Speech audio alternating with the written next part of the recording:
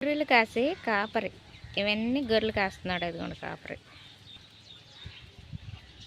గేదెలు చూసారా?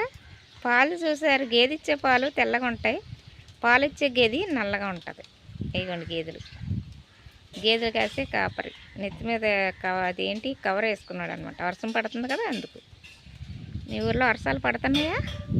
పిలిస్తే వచ్చే చుట్టాలు, పిలవకుండా వచ్చేది వర్షాలండి. అప్పటికప్పుడు వచ్చేస్తాయి, మనం రమ్మన్నప్పుడు రావు. నేను కూడా విత్తనాలు పెట్టాను. ఈ వర్షానికి బాగా వచ్చేస్తాయి ఈరోజు. నేను కూడా వర్షానికి గింజలన్నీ పెట్టేసా. విత్తనాలు, బెండ గింజల, గోంగ గింజలు, తోటకూర గింజలు అన్నీ పెట్టా. ఇవన్నీ అయ్యే విత్తనాలు అన్నీ జిమ్మానమాట. ముందు పెట్టి పెట్టాను, వర్షం పడక రాలేదు. మళ్ళీ ఈరోజు పెట్టాను అనమాట. వర్షం పడుతుంది కదా అని పెట్టాను. అలా గాళ్ళ కింద కొట్టే